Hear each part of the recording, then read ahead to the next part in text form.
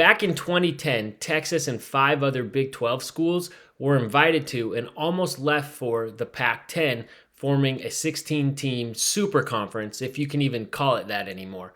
I remember where I was when I got the news about this. I was in the airport on my way to Costa Rica, and I just felt sick about it because I remember thinking, well, there goes BYU's best chance of ever getting into a power conference, in the Pac-10. At that point, I don't think I'd really even considered BYU going to the Big 12 very much. But now that BYU is in the Big 10, it's got me thinking, what if Texas and those other schools had in fact gone to the Pac-10? What ramifications would that have had throughout all of college athletics? It's a real sliding door moment. So now we ask, what if Texas and those other Big 12 schools had in fact gone to the Pac-10? We're going to take a step-by-step look at all the ramifications that move would have had on the college athletic landscape and realignment as a whole, and what conferences might look like today. And if this is something that's ever crossed your mind before, please be sure to like the video and subscribe to the channel. It really, really does help us a lot.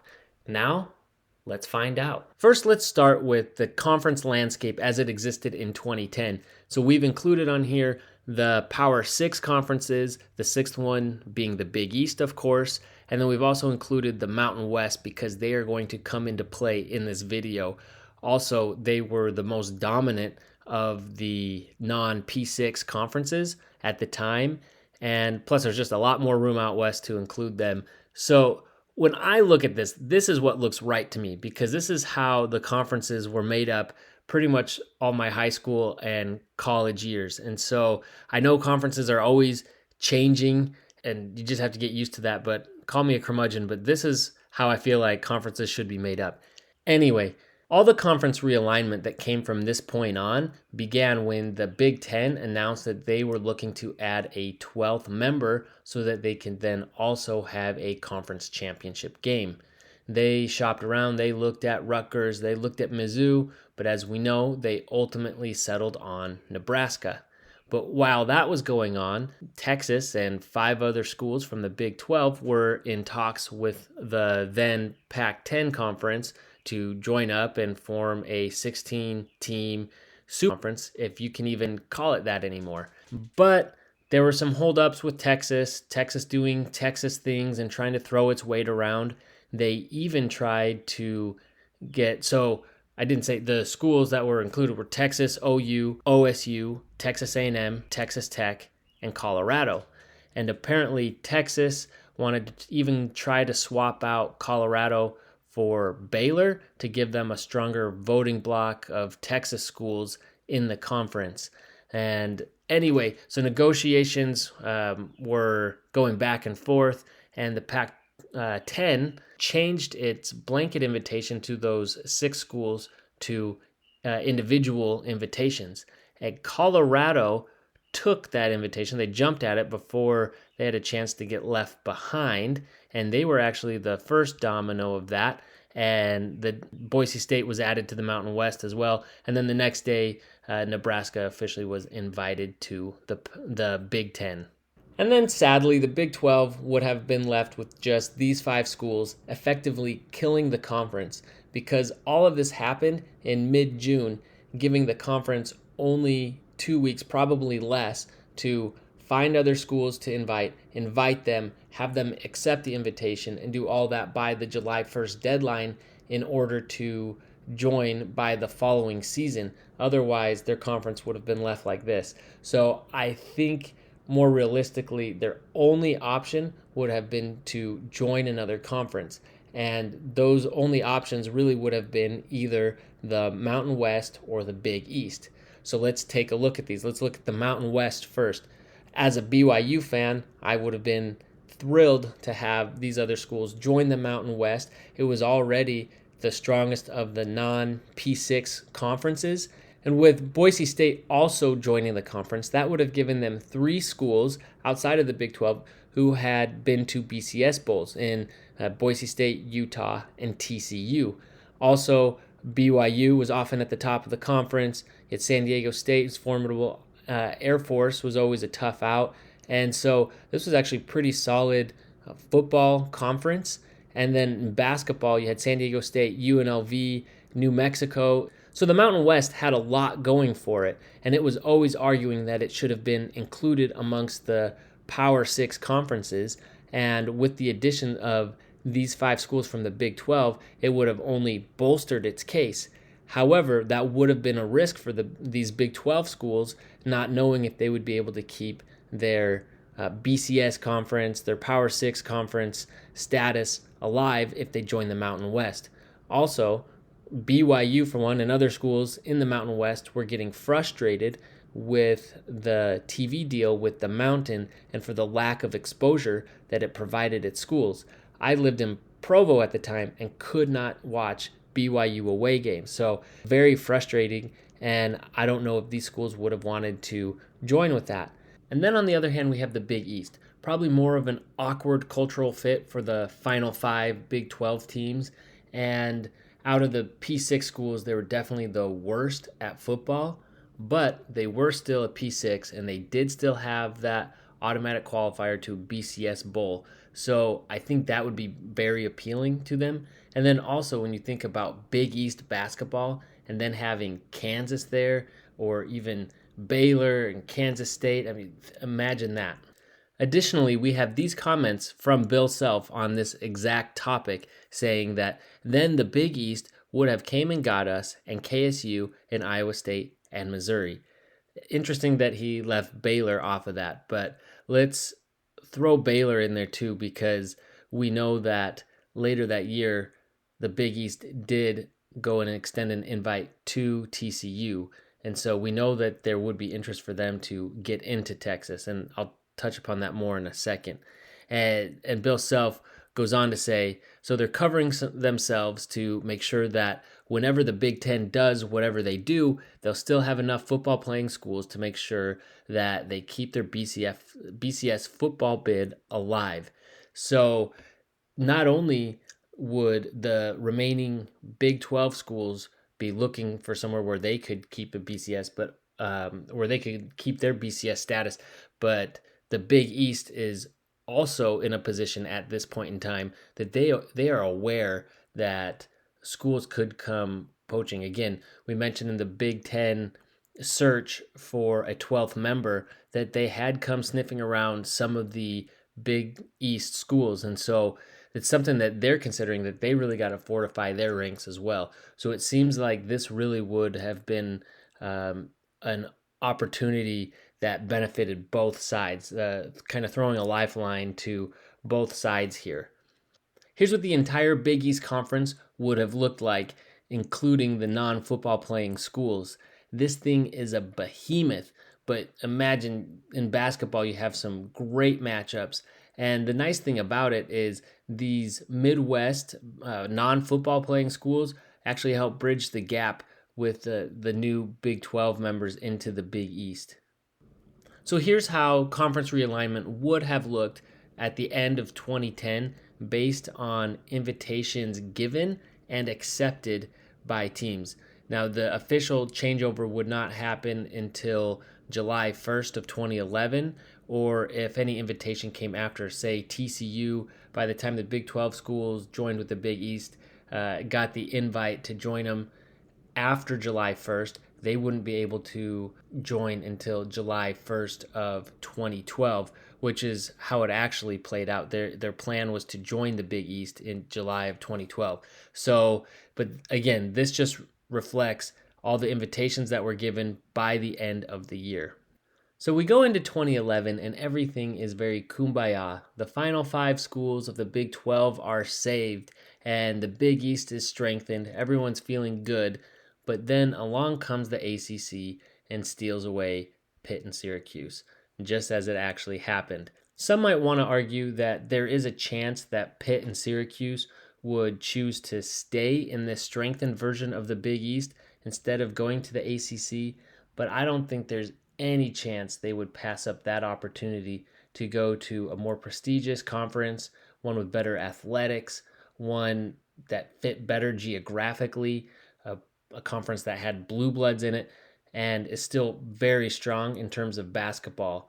So I just don't think there's any chance that they would pass that up. So now the Big East has a decision to make. They can say, well, we're still at 12 football members. We're still pretty strong. Let's hold pat. But I think with the ACC going to 14, you got the Pac16 on the West Coast, and you know that the Big Ten is likely not done, that they could still come for you. As we just saw in that comment by Bill Self, they were expecting the Big Ten to come back for a second round. That the Big East, I can't imagine that they would feel comfortable just resting on their laurels. So I think they would continue to look westward, just as they actually did, to add more programs. So here we can see what the Big East's approach was to adding a western flank to the conference. It says the league first targeted new western members such as Boise, Air Force, and Brigham Young, but after talks with BYU broke down about 2 weeks ago, the Big East began serious discussions with SDSU. So I think much of this plays out very similarly. I think Air Force elects to be loyal to the Mountain West, and that talks with BYU break down, and BYU actually chooses to go independent a year later than they didn't realize.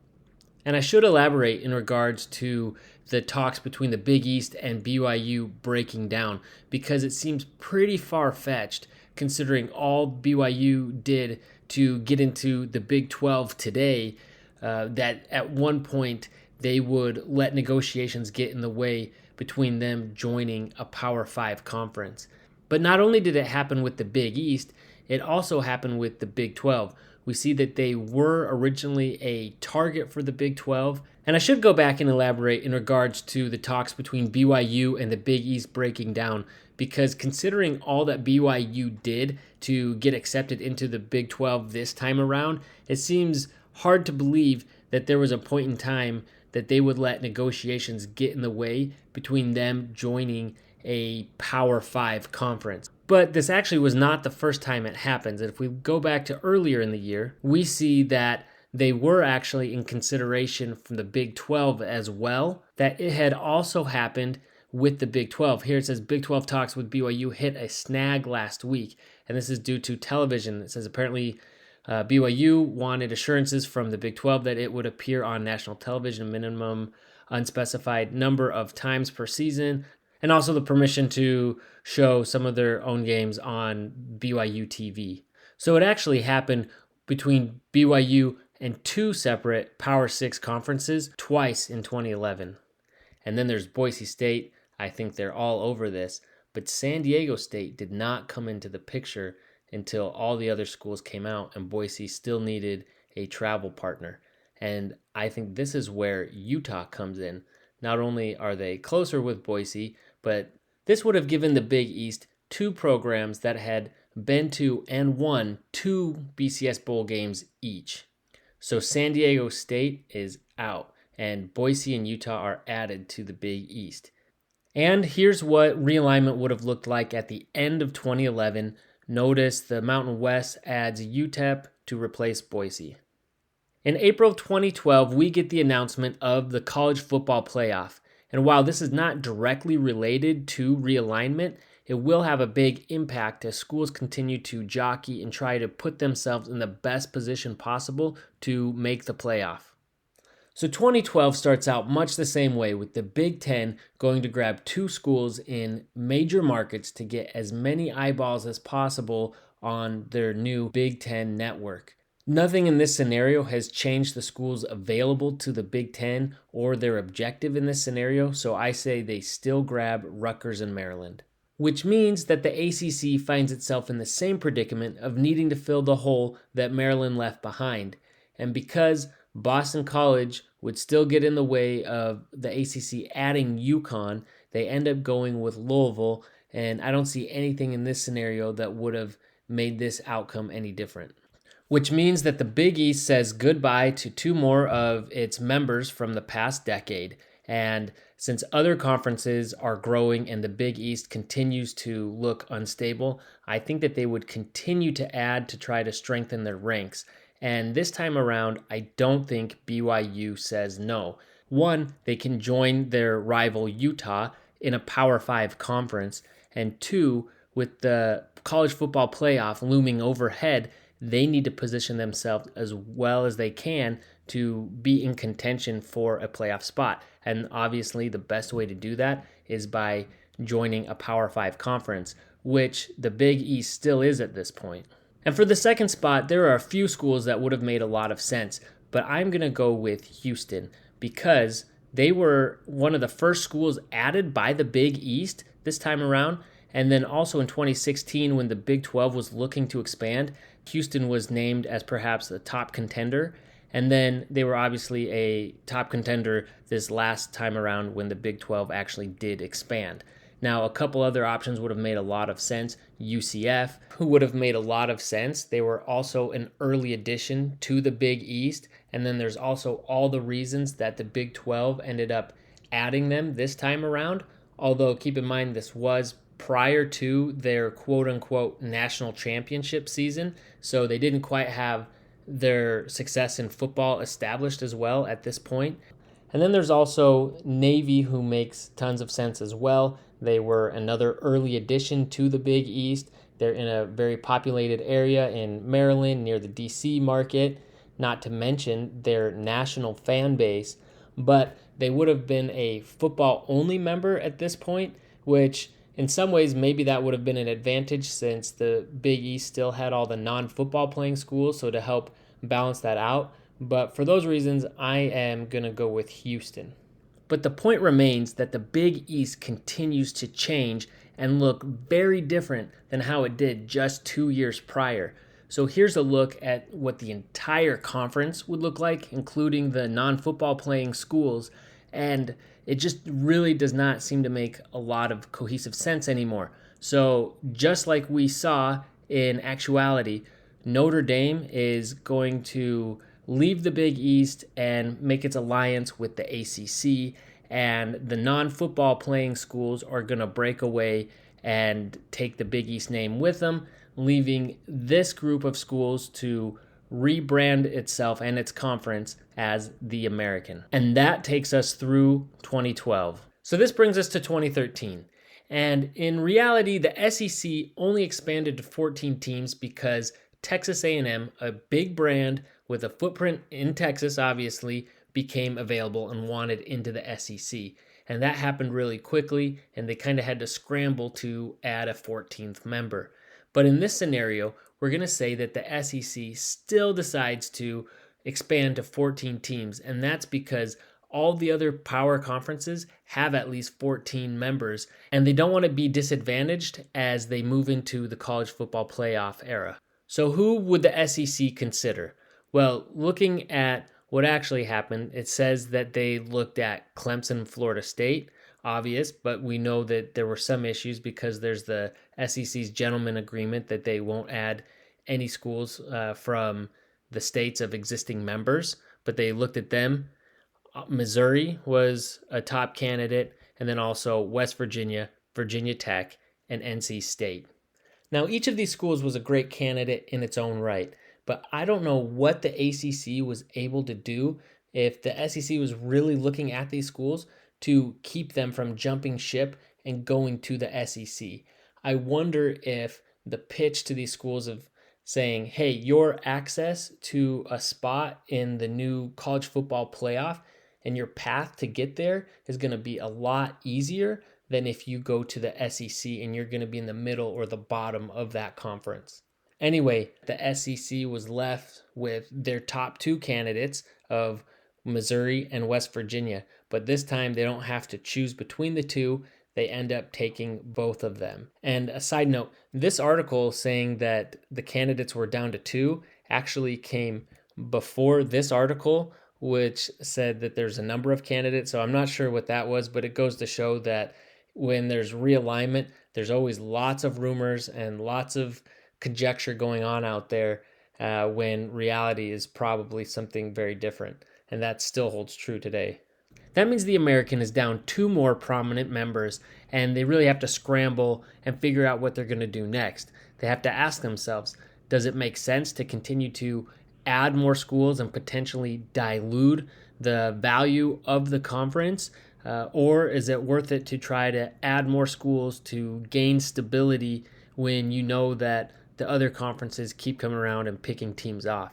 So I think that they would want to get back to where they were. It seemed like at this point, all the conferences are really going to at least 14 teams. So you'd think that they'd want to at least replace the schools that they lost. So first, let's consider who the pool of candidates would consist of. And if we look to the final 11 candidates from the Big 12's flirtation with expansion in 2016, the schools that are not already a member of this conference on this list were Air Force, UCF, Colorado State, Rice, SMU, and Tulane. And so I put them on here. I also went ahead and considered the rest of the schools that did end up getting added to the American. And then also San Diego State, and then Fresno State, because if I don't, people will complain. So looking at this list, I don't think that they would add any more schools in Texas, especially they're smaller schools and the conference is really spread out. So I think that they would want to expand geographically. At Tulsa, I don't think adds enough. Memphis was not great at football at this time and has had other reasons not to add. I think they'd be out. Tulane was kind of a laughingstock when they were added to the American, so I don't think that they would be considered. And now looking at it, I actually wonder if the schools from the Mountain West would even want to join this conference at that point. I wonder how different the financials would be. And also, I think that the conference would want a stronger presence in the East, where it originated. It's very thin and needs more travel partners out that way. So I would not include the Mountain West schools. I think they'd be out. And then looking here in the East, I think UCF is a shoo-in, and Temple was really kind of a desperate move by the Americans, so I think they're out. And then it really comes down to Navy and East Carolina. And now I think there's really good reasons to add both of them or either of them. In this case, I'm going with ECU. If you disagree with that, I completely understand. But in this case, we're going to say ECU, and then that takes us to the end of 2013. So up to this point, we feel pretty good about the scenario that we've laid out and feel like everything is somewhat grounded in reality and in the events that actually happened and real scenarios that were actually considered or seemed plausible at the time. So obviously, this is a counterfactual. You can't ever know what would have happened, and there's so many other things that could have come forward that would have changed all of this.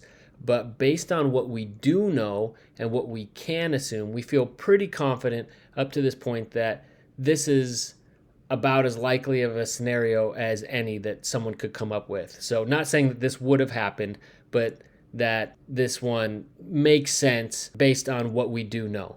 So having said that, going forward, now we're going out on a little bit more of on a limb here to try to figure out what would be the next shoe to drop. And so we think that it's possible that the conferences may have stayed like this for at least a few years, much like it did in real life when we had a period other than when the Big 12 flirted with expanding again in 2016. There wasn't any major action taking place, at least among the top conferences. And so perhaps that would have happened again. People are locked into contracts. People are pretty happy. They're getting used to their new home, and they kind of continue. But at some point, I don't know what year, I wouldn't make a prediction, but at some point, something's going to happen again. So we think that the next wave of realignment would be caused by the Pac16. If you think about it, Texas and OU, and then USC and UCLA were both the factors of this latest round of realignment, and now they're in a single conference. We actually think that this conference would be happy for some time because the TV deal that the Pac-12 got with just Utah and Colorado was actually really good at the time. And so as they start out with this really good TV deal and the money that they're getting from that, we think that the conference would be pretty happy at first and there'd be this honeymoon period. But eventually we know that there was a lot of mismanagement with the Pac-12. Possibly a lot of that is still taking place, especially when you throw in a a dominant force like Texas in the mix, it's hard to say how all of that would play out, but you have to imagine that perhaps there would be some hard feelings there or some discord within the conference. Also, we know that for decades, I think I saw something pointing to as far back as the 1970s, that Texas A&M had flirted with going to the SEC. And then again, I think in the 90s, and again, and so on, until finally they go to the SEC. So we think that at some point, whether it's discord in the conference or mismanagement or seeing the TV contract fall behind others or whatever, we think that A&M may be the one that finally says, you know what, this is great here in the Pac-16, but our heart's always been in the SEC. We think we're a better fit. We're going to go this way. So the question is, who would A&M take with them for the 16th member in the SEC? And we think that there is a chance that it could be OU. We know that OU followed Texas to the SEC. And at one point, A&M and OU were both looking at going to the SEC together. So there's a chance that in this scenario, they would. But we think that OU would likely want to stay with Texas. There's a lot of value in the Red River rivalry. And then also we think that they might really enjoy that fit and the benefits of being academically aligned with many of those other schools in the Pac. And so we think that OU would want to stay, which means that perhaps instead of Oklahoma, Texas A&M goes for Oklahoma State, and they follow them to the SEC. So here's what the 16-member SEC would look like in this scenario. So then the Pac would have to decide whether they would want to stay at 14 members or expand again. Let's say they do decide to expand again because the SEC's gone to 16 and there's rumblings that at some point the Big X wants to expand more, so the Pac says, you know what, let's lock it in. Who would they add? I think an obvious choice at this point would be Utah, much like it was when the Pac-10 actually added Utah along with Colorado. And then a second one to add with them we think makes a lot of sense is TCU. It's another school helping hold on to more presence there in the state of Texas, and another school that had had a lot of success in the BCS era. And for scheduling purposes, if they wanted to, they would have 4 very obvious pods with the Northwest, California, Four Corners, and then the Texas and Plains pods there, if you will. So this leaves the American scrambling once again to fill 2 slots to try to stabilize itself. And we don't think the bleeding stops there. Just like in real life, UConn is falling behind in recruiting, is no longer aligned with the conference geographically, and wants to get back to the Big East and goes independent in football. And at this point, it really wouldn't surprise me if Boise went to the Mountain West and BYU went independent again. It really comes down to the TV contract. And we think that because the American was still viewed as a Power 5 when the TV deal was made, that this was a merger between the Big East and many schools from the Big 12, that this probably would have come in a bit higher than the Mountain West. And so we think that financially it would probably still make sense to stay together. Plus, they'd still be aligned with some very strong brands like Kansas and Baylor. So they're down to 11 members, and we think that they would expand once again. They could go back to 14, but we think perhaps they want to keep up with the Joneses and the other power conferences and want to get back up to 16. And there's a number of options. We think the most likely, again, the contenders we always hear about, SMU, now that they lost TCU, Memphis, Tulane make a lot of sense. And then we're assuming that the TV contract in this scenario is better enough that they're able to keep Boise and perhaps even steal 2 members from the Mountain West. And in this scenario, much like the Pac16, they would have 4 nice little travel pods. So here's what the Pac-12 looks like today, and here's what it would have looked like in this scenario. They would have been in a very, very strong position, definitely creating a Power 3 structure. And if they could keep everybody together, they would position themselves to be a very deep and successful conference for a long time. Although I could see a scenario in which Texas either leaves or other schools can't get along with Texas, and maybe USC and UCLA end up moving to the Big Ten anyway. Speaking of the Big Ten, here's what it looks like today, and here's what it would have looked like in this scenario. Very similar, but as we just mentioned, there would be a chance that perhaps USC and UCLA still fled for the Big Ten. Since we moved eastward, let's take a look at the ACC. Here's what it looks like today, and here's what it would have looked like. Oh wait, the exact same. That grant of rights, even though some of the schools aren't happy with the amount of money they're making, turned out to be a stroke of genius for those who wanted to keep the conference together. Which takes us to the SEC. And in this scenario, it would be very similar, except that you'd be trading out Texas and OU for West Virginia and Oklahoma State. So you could argue they're not quite as strong in this scenario. Speaking of being not quite as strong, here's the Big 12 today, and in this scenario, it would be gone. And even though the Big 12 would be dead, the American would look like something between today's Big 12 and the American of recent years. And even though this video was more focused on the schools leaving the Mountain West, we talked about them enough, so they're on here, and we think that perhaps they pick up NDSU and SDSU to replace the other SDSU in Colorado State. So let's look at it all together now. This is where we started, and this is where we would be today. What do you think? So after looking at this in more detail, as a BYU fan, I am really glad that it didn't happen. Yes, we may have seen BYU get into a power conference even sooner than they did, but at what cost? And what state would that conference be in when it's all said and done? How about you? Would you have liked to have seen Texas and the Big 12 schools go to the Pac-10 to be the first one to kind of form one of these super conferences? Or do you prefer the way it played out? How would you like to see realignment happen? Please let us know in the comments. If you haven't already, please be sure to like and subscribe to the channel, and we'll see you next time.